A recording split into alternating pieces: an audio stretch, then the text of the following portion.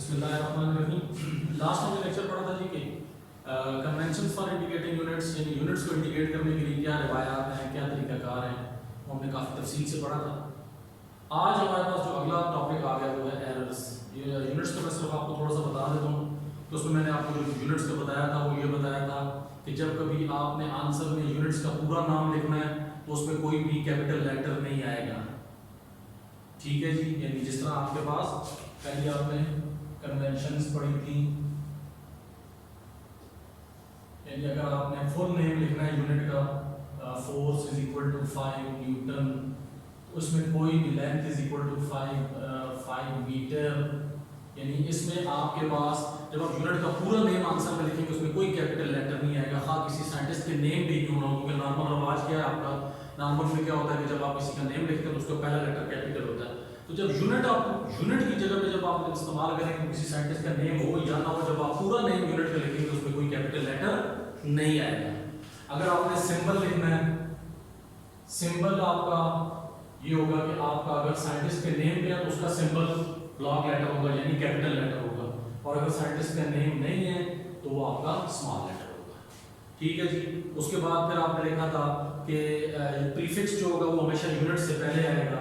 Prefix मैंने आपको क्या बताया था, ऐसी टर्म जो किसी टर्म से पहले लिखी जाए, प्रीफिक्स हमेशा यूनिट से पहले, यानी 5 × 10⁻⁻6 मीटर है तो 5 माइक्रोमीटर आ जाएगा विदाउट स्पेस। प्रीफिक्स हमेशा यूनिट से पहले होगा और उसके दरमियान किसी किस्म की कोई स्पेस नहीं होगी। उसके बाद फिर आपको एक चीज बताई थी, अगर कॉम्बिनेशन ऑफ यूनिट्स आ जाए, कॉम्बिनेशन ऑफ यूनिट में क्या हो सकता है, मल्टीप्लिकेशन भी हो सकती है और डिवीजन भी हो सकती है। यानी कि अगर आपके पास जिस तरह ये है, वर्क टर्म क्या होता है, फोर्स इनटू डिस्टेंस यानी न्यूटन मीटर, तो दरमियान में उनके क्या होगी, स्पेस होगी। ये मल्टीप्लिकेशन के लिए, ये किसके लिए, मल्टीप्लिकेशन के लिए। और अगर डिवीजन हो तो उसके लिए क्या होगा, आपका ओब्लीक आ जाएगा, यानी जिस तरह वेलोसिटी का क्या होता है, डिस्टेंस ओवर टाइम यानी मीटर ओवर सेकंड। तो डिवीजन में किसका साइन आ जाएगा, ओब्लीक का साइन आ जाएगा आपके पास। ठीक है जी। उसके बाद double triple prefixes are not allowed, double triple so on prefixes are not allowed, double और ट्रिपल प्रीफिक्सेस अलाउड नहीं होंगे। ठीक है जी, ये देखा था। फिर उसके बाद एक चीज और देखी थी कि अगर आपके पास यूं आ जाए मसलन 5 मिलीमीटर स्क्वायर, यानी यूनिट पे पावर हो और साथ उसके प्रीफिक्स हो, तो फिर यूनिट का स्क्वायर नहीं होता बल्कि होल स्क्वायर होता है, यानी 10 किलोमीटर स्क्वायर। तो यूनिट पे स्क्वायर है साथ प्रीफिक्स है, इसका मतलब ये आपका होल का स्क्वायर होगा। ठीक है। और उसके बाद मैंने आपको बताया था इन लेबोरेटरी में कन्वीनियंट यूनिट इज यूज्ड, क्या होगा, कन्वीनियंट यूनिट इस्तेमाल होगी, यानी जो यूनिट सहूलत के साथ इस्तेमाल होगी, कन्वीनियंट यूनिट इस्तेमाल होगी। ठीक है जी। पर ये हमारा लास्ट टॉपिक था। आज हम पढ़ेंगे एरर्स। आज हम क्या पढ़ेंगे, एरर पढ़ेंगे। ठीक है। एरर बेसिकली क्या, डाउट है जो किस में आता है, किसी भी मेजरमेंट के रिजल्ट में आता है। आज हम क्या पढ़ेंगे, एरर्स।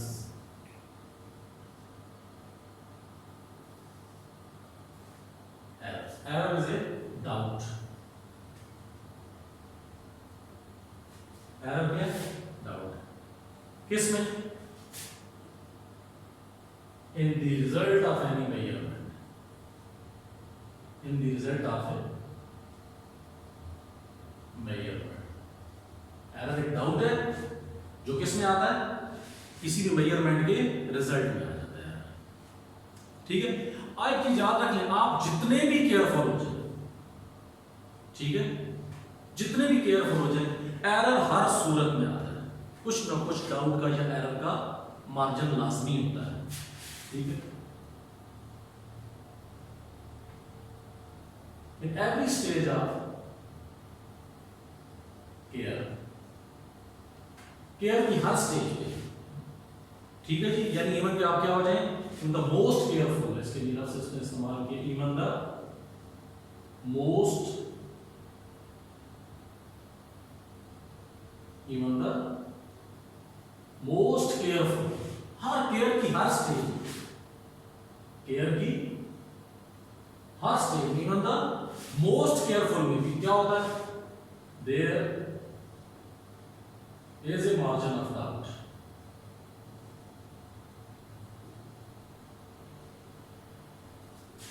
डाउट का मार्जिन हो सकता है। समझ आ रही है? क्या हो सकता है? मार्जिन का डाउट आपके पास हो सकता है। जितने भी आप केयरफुल हो जाए, तो एरर बेसिकली क्या है? डाउट है, शक है, जो किस में आता है? किसी मेजरमेंट के रिजल्ट में आ सकता है। इसको क्या कहेंगे? एरर कहेंगे। इसको एरर कहेंगे। किसी भी मेजरमेंट के रिजल्ट में आ सकता है। और याद रखना कि आप जितने भी केयरफुल हो जाएं, लाजमन कुछ ना कुछ एरर का, गलती का मार्जिन रहता है। उसकी वजह, उसकी कुछ वजूहत है। मसलन आपके पास सडन एनवायरमेंटल चेंजेस आ सकते हैं due to sudden environmental changes, तो सर अचानक क्या हो जाए, एनवायरमेंट में क्या आ जाए? चेंज आ जाए। ठीक है जी, किसी भी कोई भी अचानक कोई एनवायरमेंटल चेंज आ जाए, हवा चल पड़े, ठीक है, आप छींक मार लेते हैं, ठीक होगी बात, खुदा ना खास्ता ज़लज़ला आ जाता है, ये क्या है? ये अचानक एनवायरमेंटल चेंजेस आ जाते हैं। सपोज आप खिड़की पे किसी लेबोरेटरी में खड़े, खिड़की के करीब एक्सपेरिमेंट करें, एकदम हवा खिड़की से तेज चल पड़ती है, ज़लज़ला आ जाता है, वो खुदा ना खास्ता ऐसा ऐसा वाक़या, कुछ भी कोई भी एनवायरमेंट में चेंज आ जाए, उससे आपके पास डाउट आ जाता है, खुशाक आ जाता है, गलती हो सकती है। ठीक है जी। दूसरी बात,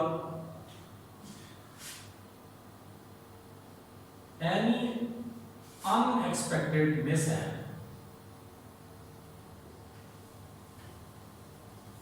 इन लेबोरेटरी में किसी अनएक्सपेक्टेड मिसहैप की वजह से भी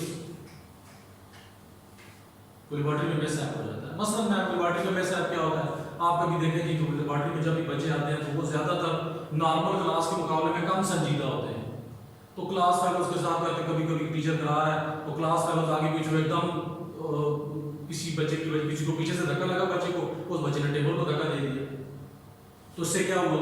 इससे पूरे का पूरा एकदम ये मिसहैप हुआ। ठीक है, अचानक चलते चलते आप अगर इलेक्ट्रिकल पे कर रहे हैं, एकदम आपके पास क्या होता है, वोल्टेज अप डाउन होती है, उससे फर्क पड़ सकता है। तो ये मुख्तलिफ चीजें हैं आपके पास जिसमें आपने जिसकी वजह से कोई भी मिसहैप हो सकता है आपका लेबोरेटरी, ठीक है, उससे भी आपका एरर या डाउट आ सकता है। उसके बाद number 3, negligence or inexperience of the person, negligence or inexperience of the person, बंदा ना तजर्बाकार या लापरवाही करता है, यानी करने वाला, एक्सपेरिमेंट करने वाला क्या करे? ना तजर्बाकारी करे, ना तजर्बाकार हो या लापरवाही करते हैं। मसलन मैं थर्मामीटर से टेम्परेचर ही नाप रहा हूँ, थर्मामीटर से मैंने टेम्परेचर मेजर करना है, तो मुझे स्ट्रेट देखना चाहिए, मैं थोड़ा सा टेढ़ा होकर इधर से। अब ये क्या है? ये या तो ना तजर्बाकारी है या मेरी लापरवाही है। इस सूरत में भी आपका एरर आ सकता है। Number 2, using a faulty operators, using A faulty operators. Operators आपका क्या हो? फॉल्टी। मतलब आपने वर्नियर कैलिपर दिया है, उसका शुरू से स्क्रू लीस्ट काउंट ठीक नहीं है, अब ये क्या है? आपका फॉल्टी ऑपरेटर्स है। ये कौन सा ऑपरेटर्स है? फॉल्टी ऑपरेटर्स है। तो इससे आप जितना मर्जी रीडिंग लेते रहें, जितनी मर्जी आप कोशिश करते हैं, आप बेशक तजर्बाकार भी हो, आप लापरवाही भी ना करें, लेकिन अगर आपका ऑपरेटर्स ही ठीक नहीं होगा तो आप किस तरह आप मेजरमेंट में एरर से बच सकते हैं? हर सूरत में मेजरमेंट में क्या आएगा? एरर आएगा ही आएगा। अगर सारी कंडीशन भी पूरी हो लेकिन आपका ऑपरेटर्स क्या हो? फॉल्टी हो। ठीक है। अच्छा, आप एक और चीज, वो क्या है? वो आपका ना तो एनवायरनमेंट में चेंज है, ना ही अनएक्सपेक्टेड मिसहैप हो, ना ही नेग्लिजेंस हो या इनएक्सपीरियंस हो, ना ही ऑपरेटर्स फॉल्टी हो, आपका मेथड ही ठीक ना हो।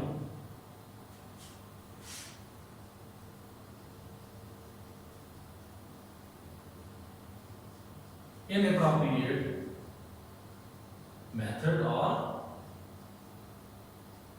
टेक्निक, यानी आपका मेथड ही ठीक ना हो, यानी आपकी टेक्निक ही ठीक ना हो, आपका मेथड या टेक्निक ही ठीक ना हो, तो फिर क्या होगा आपके पास, आप सारी कंडीशन भी पूरी करते हैं, ऑपरेटर्स भी ठीक हो, आप तजर्बाकार भी हो, लापरवाही भी ना करें, कोई अनएक्सपेक्टेड मिसहैप भी ना हो, सडन एनवायरनमेंट चेंजेस भी ना हो, लेकिन अगर आपका मेथड ठीक नहीं है, टेक्निक ही ठीक नहीं है, तो फिर भी हर सूरत में एरर आ जाएगा। यानी इसका मतलब ये है कि जितनी चीजें हमने पढ़ी, मसलन बाकी सब चीजें ठीक हो, एनवायरनमेंट में सडन चेंज आ जाए फिर भी एरर आ जाए, बाकी सब चीजें ठीक हो, लैब में कोई मिसहैप हो जाए तब भी एरर आ जाए, बाकी तमाम चीजें फुलफिल कर रहा हो, ठीक है जी, दूसरा जो बंदा करने वाला है, पर्सन है, वो क्या करे, नेग्लिजेंस कर जाए या इनएक्सपीरियंस हो, फिर भी एरर आ जाएगा, बाकी तमाम चीजें पूरी हो, ऑपरेटर्स फाल्टी हो जाए फिर भी एरर आ जाएगा।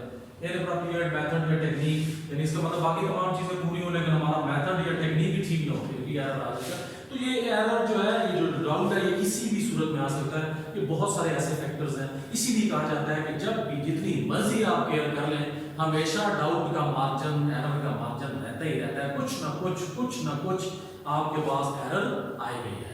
हाँ, वो जब बहुत माइन्यूट हो जाता है तो हम उसे इग्नोर करते हैं, तो वो एक अलग चीज है, लेकिन जब उसे हम बहुत ज्यादा माइन्यूट लेवल पे देखेंगे तो फिर आप उसको इग्नोर नहीं कर सकते। इसका मतलब है एरर का मार्जिन, एरर हर केस में मौजूद होता है, आप जितनी मर्जी है केयर कर लें, बेशक आप मोस्ट केयरफुल फेज में चले जाए, तब भी एरर का पास एरर आने की इम्कानात बहुत ज्यादा होते हैं। ठीक है जी, अब इसमें दो मशहूर ज़माना बहुत जो एरर चल रहे हैं, वो टाइप्स जो है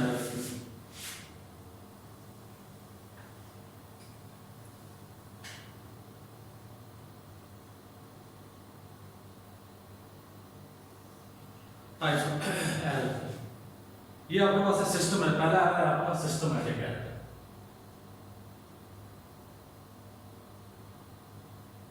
सिस्टमैटिक एरर, इसको वन साइडेड एरर भी कहते हैं।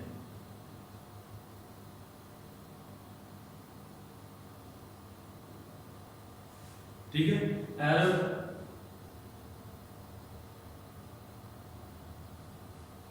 which is in one direction, error जो कि हमेशा किसमें होगा, वन डायरेक्शन में होगा, यानी आइदर पॉजिटिव और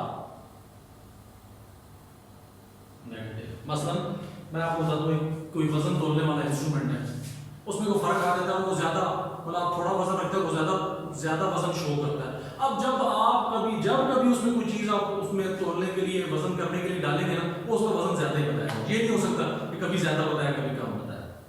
मसलन आप थर्मामीटर है, थर्मामीटर में खराबी आ जाती है जी, सपोज आपका 100 डिग्री मतलब 98 डिग्री सेंटीग्रेड टेम्परेचर है, दूसरा 98 आपका उसमें चल रहा है, वाटर बॉयल हो रहा है, और 98 डिग्री 98 डिग्री होता है तो 100 डिग्री शो करना शुरू कर देता है, यानी इसका मतलब क्या होगा कि 2 डिग्री ज्यादा बता रहा है। अब जब कभी आप उस थर्मामीटर को यूज करेंगे तो हमेशा 2 डिग्री ज्यादा ही बताएगा, यानी इसका मतलब है एक ही साइड हो जाएगा। ये नहीं हो सकता कि पहले केस में उसने 2 डिग्री ज्यादा बताया तो अगले जब आप केस में बॉइलिंग शुरू करेंगे वो 2 डिग्री कम बताना शुरू कर देगा, नहीं, वो एक ही डायरेक्शन में बताएगा। उसका फॉल्ट ऐसा है कि फॉल्ट में हमेशा क्या बता रहा है, 2 डिग्री ज्यादा बता रहा है।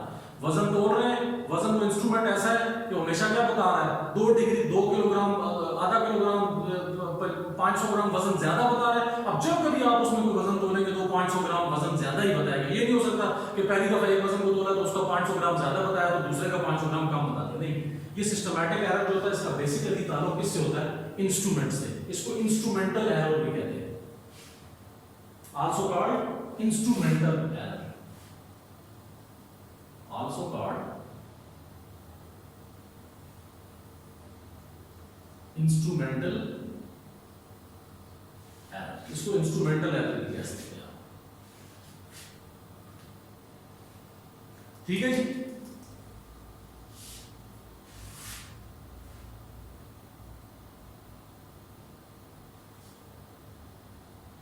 तो ये आपका इंस्ट्रूमेंटल एरर भी कहलाएगा।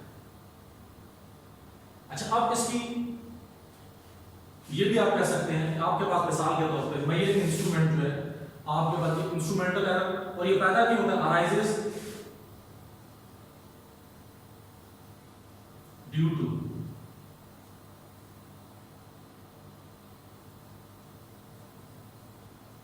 imperfect design of instrument. Number one arises due to, number one क्या है, imperfect design of instrument. और number two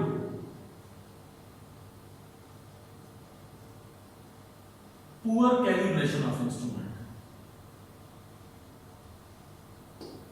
Poor calibration of instrument. Calibration का लफ्ज यानी आप जो इंस्ट्रूमेंट आप यूज कर रहे हैं उसको इस्तेमाल करने से पहले उसको स्टैंडर्ड इंस्ट्रूमेंट के साथ कंपेयर करके उसको सही कर लेना, ये कैलिब्रेशन है. आम लफ्जों में बताऊंगा, यानी आप जो इंस्ट्रूमेंट लेबोरेटरी में इस्तेमाल करने लगे हैं उसको स्टैंडर्ड इंस्ट्रूमेंट के साथ कंपेयर करके उसकी गलती को दूर करने को कैलिब्रेशन कहते हैं. ये कैलिब्रेट होता है, ठीक है. अगर आप पुअर कैलिब्रेशन ठीक ना करें तब भी गलती आएगी. क्यों? ठीक है. और दूसरा, आप अगर आपका जो इंस्ट्रूमेंट है उसका इम्परफेक्ट डिजाइन है, डिजाइन ठीक नहीं है, ठीक है, तो वो आपके पास तब भी आपका ये सिस्टमैटिक एरर, जिसको इंस्ट्रूमेंटल एरर भी कहते हैं, ये आ जाएगा आपके पास. ठीक है जी. इसको दूर करने का क्या तरीका है?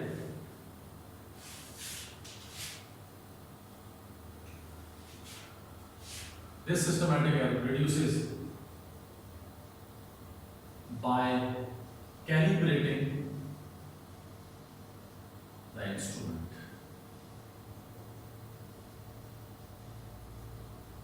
By comparing it with standard instrument. By comparing it with standard instrument.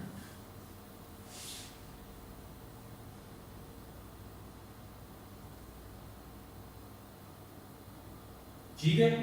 या दूसरे लफ्ज में using A, by using a perfect apparatus without any fault.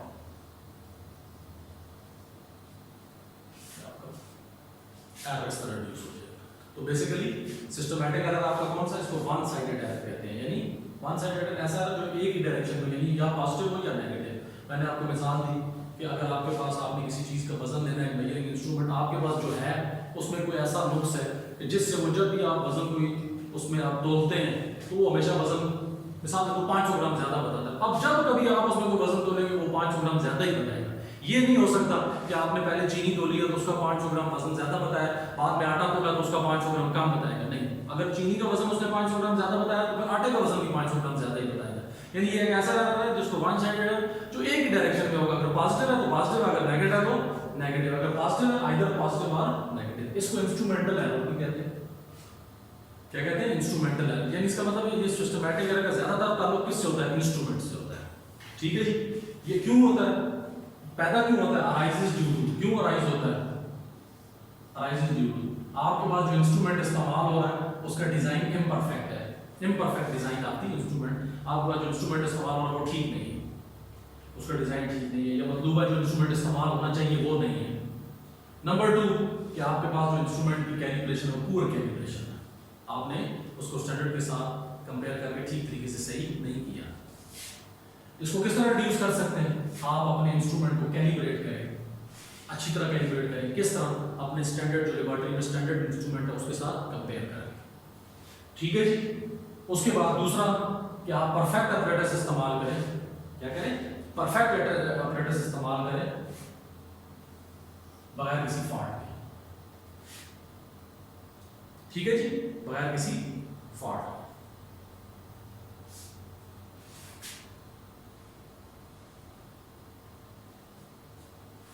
फिर इसको using correct method, using correct method भी आपका इस्तेमाल होता है. ये भी एक तरीका है. ये दोनों में इस्तेमाल होगा, पर्सनल में भी इस्तेमाल होगा और सिस्टमैटिक एरर में भी. तो बहुत सारे ऐसे एरर्स हैं जो सिस्टमैटिक में भी इस्तेमाल होते हैं, पर्सनल एरर में भी इस्तेमाल होते हैं. ठीक है जी. रैंडम एरर में भी इस्तेमाल होता है. अच्छा, उसके बाद जो दूसरा एरर आपके पास आ गया अच्छा, उसके बाद जो सिस्टमैटिक एरर की दूसरी जो टाइप है वो कौन सी है? वो पर्सनल एरर में। पर्सनल एरर में मैंने आपको क्या बताया? पर्सनल एरर में आपकी सारी चीज़ें आ जाती हैं जो आपके पास ऑपरेटर्स की सेटिंग ठीक ना करे, उसका केयरलेसनेस बिहेवियर हो, ठीक है, और प्रॉपर प्रिकॉशनरी मेजरमेंट। यानी सिस्टमैटिक एरर का जो आपने मैंने बताया उसको कौन सा एरर कहते हैं? इंस्ट्रूमेंटल एरर भी कहते हैं, इसकी एक टाइप है। और जो दूसरी टाइप है उसकी टाइप बी, इसको मैं टाइप ए कर लेता हूं। इंस्ट्रूमेंटल एरर कौन सी है? Type A. और इसकी जो टाइप बी है वो कौन सी है? वो पर्सनल एरर है। पर्सनल एरर क्यों आ सकता है जी? पर्सनल एरर मैंने आपको बताया negligence arises due to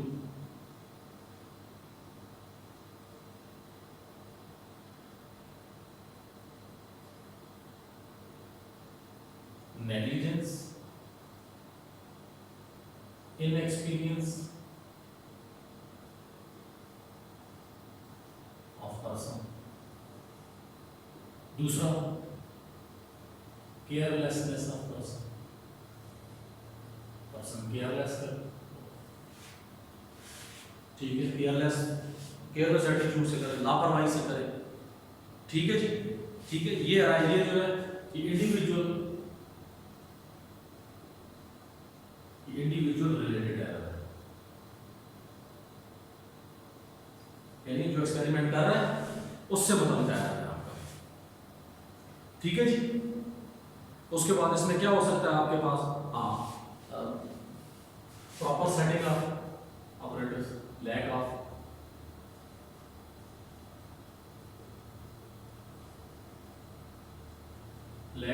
proper setting of operators, यानी क्या हो, वो जो मना करने वाला है वो उस ऑपरेटर्स की प्रॉपर सेटिंग ना करे। यानी बेसिकली आप देखेंगे ताल्लुक किससे? वो जो बंदा परफॉर्मेंस कर रहा है, वो जो उस एक्सपेरिमेंट को कर रहा है, ये सारी चीजें उसी से मुतल्लिक़ है, ठीक है जी। उसके बाद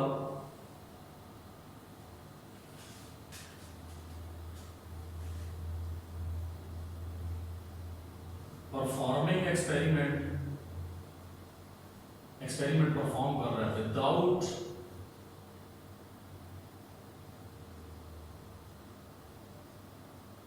प्रिकॉशनरी मेजरमेंट्स,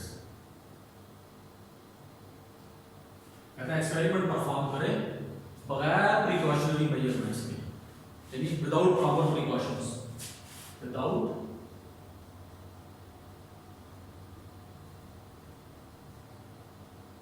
प्रॉपर प्रिकॉशंस।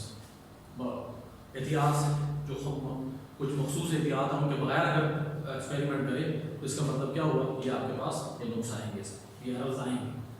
तो पर्सनल एरर जिनका प्योर ताल्लुक किससे है? पर्सन से, यानी पर्सन आपका नेग्लिजेंस करे, पर्सन आपका ना तजर्बाकार हो, पर्सन आपका केयरलेस एटीट्यूड से प्रैक्टिकल करे, उसके बाद पर्सन आपका क्या करे, इसको इंडिविजुअल रिलेटेड एरर भी कहते हैं। उसके बाद पर्सन जब एक्सपेरिमेंट कर रहा हो तो प्रॉपर सेटिंग की कमी हो, प्रॉपर सेटिंग ना करे ऑपरेटर्स की, बस इसी तरह गुजारे, वही नेग्लिजेंस। उसके बाद जो एक्सपेरिमेंट परफॉर्म कर रहा है वो प्रिकॉशनरी मेजरमेंट्स से ना करे, यानी विदाउट प्रॉपर प्रिकॉशंस अगर वो एक्सपेरिमेंट परफॉर्म करता है तो फिर भी एरर के बहुत ज्यादा चांस है, ठीक है जी। अच्छा जी, उसके बाद आ गया आपके पास रैंडम एरर, एक और टाइप है जो पहली टाइप सिस्टमैटिक एरर थी। सिस्टमैटिक एरर में हमने दो पढ़ी, इंस्ट्रूमेंटल एरर और पर्सनल एरर। उसके बाद आ गया जी आपके पास number 2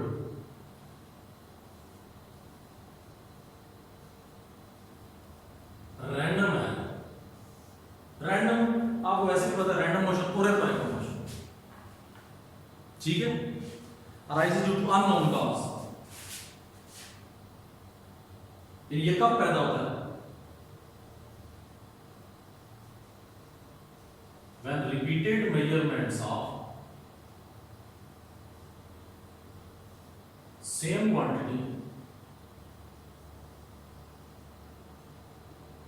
give different values under same conditions। कहता आप जब एक ही क्वांटिटी की रिपीट मेजरमेंट लेते हैं, एक ही क्वांटिटी की बार बार मेजरमेंट लेते हैं और वो क्या आ जाए, डिफरेंट वैल्यूज आ जाए, क्या आ जाए, डिफरेंट वैल्यूज आ जाए सेम कंडीशन में। यानी आप एक मसले मार्कर है, इस मार्कर की मैं लेंथ निकालता हूँ, पहले आ जाती है जी 2.1 10.2 सेंटीमीटर, अगली मैं निकालता हूँ 10.3 सेंटीमीटर। ठीक है, अब ये क्या हुआ है, पहले 10.2 है ये, अब 10.3 है ये। अब देख लो एक ही वैल्यू, उस एक ही ऑब्जेक्ट है, उसी की रिपीटेड वैल्यू ले रहे हैं, सेम कंडीशन में ले रहे हैं, लेकिन डिफरेंट वैल्यू आ गई है। इस एरर को क्या कहते हैं, रैंडम एरर कहते हैं। इसका काज arises due to unknown cause, इसकी काज का समझ नहीं आती कि ये क्यों है। arises due to unknown cause, यानी ये पैदा होता है लेकिन इसका काज मालूम नहीं है, डायरेक्ट इसका काज मालूम नहीं होता।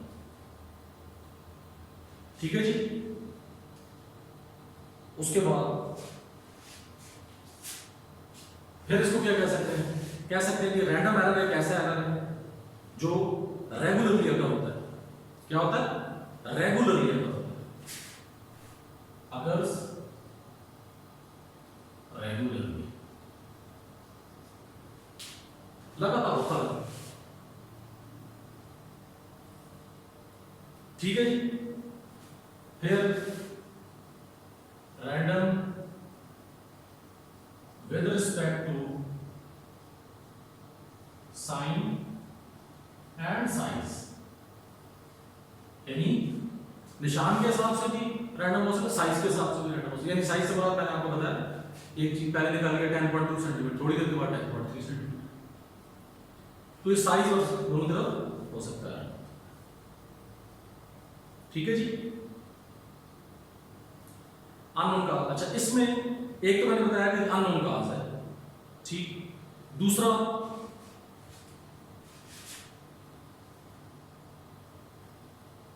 arises due to random cause, फिर due to unpredictable fluctuations, कोई समझ ना जिनको हम प्रिडिक्ट ना कर सके, ऐसी फ्लक्चुएशन, ऐसी कोई चेंजिंग आ जाए जिनको हम प्रिडिक्ट, जिनकी हम निशानदेही न कर सके, हमें महसूस ही हो। अब हवा चली है तुम्हें पता चल गया है, ज़लज़ला आया हमें पता चल गया, अब ये रैंडम में नहीं है, रैंडम हमें कोई समझ नहीं आती बात होगा। अनप्रिडिक्टेबल, जिसके हम निशानदेही न कर सके, ऐसी कोई फ्लक्चुएशन, ऐसा कोई ऊंचा उतार चढ़ाव आ जाए जिसकी हम निशानदेही न कर सके, उससे ही आप कह रहे हैं। यानी इसलिए कह सकते हैं कि इसका जो काज है वो अननोन होता है, उसके बारे में हम कोई मखसूस अंदाजा नहीं लगा सकते, ये अननोन काज आपका हो सकता है। ठीक है जी। मसलन change in temperature, humidity etcetera, बहुत सारी चीजें हैं। टेम्परेचर कमरे का अचानक चेंज हो सकता है, ह्यूमिडिटी उसमें नमी पैदा हो सकती है, लेकिन हम कुछ नहीं उसके बारे में कह सकते। ठीक है जी। अच्छा इसको दूर करने का क्या तरीका है, reduces by taking the average of all values,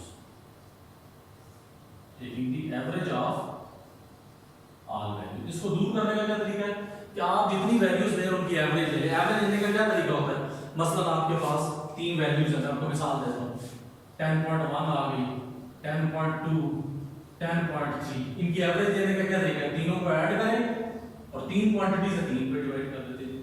चार क्वांटिटीज होती, चार को ऐड करके चार पे डिवाइड कर देते हैं। पांच क्वांटिटीज होती, पांच को ऐड करके पांच पे डिवाइड कर देते हैं।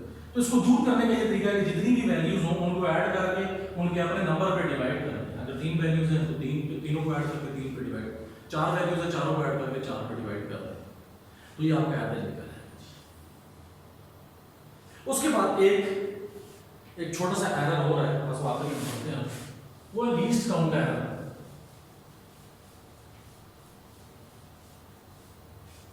लीस्ट लीस्ट काउंट आएगा।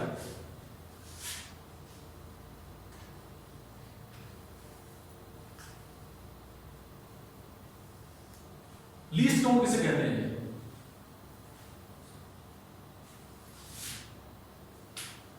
Smallest measurement taken by an instrument, by any instrument,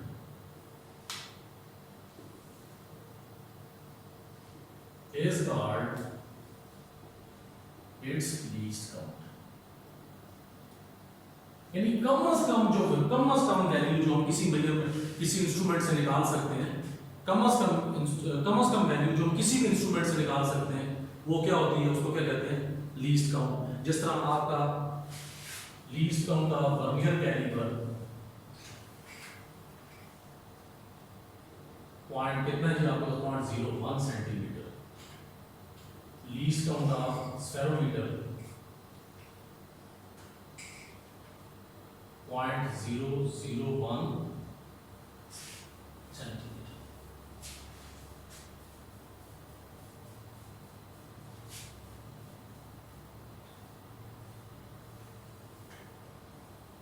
अच्छा ये it occurs in both random and systematic error। ये दोनों में आता है, रैंडम एरर में भी आ जाता है, सिस्टमैटिक एरर में भी आ जाता है। ठीक है जी। इसको किस तरह रिड्यूस कर सकते हैं? Reduces by using instrument of high resolution, most perfect instrument.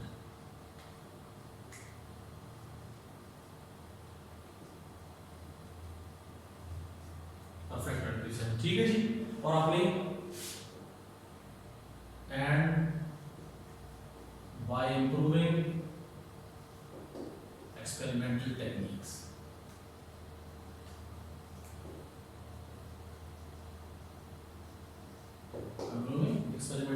इन दो तरीके से इसको रिड्यूस कर सकते हैं। किस तरह? या आप इंस्ट्रूमेंट जो इस्तेमाल करें हाई रेजोल्यूशन को बहुत अच्छा हो, या आप उनकी जो एक्सपेरिमेंटल टेक्निक्स हैं उनको इम्प्रूव करें। तो ये आज ही आपने अपने एरर टॉपिक पढ़ा है। इंशाल्लाह कल हम अनसर्टेनिटीज पढ़ेंगे नेक्स्ट।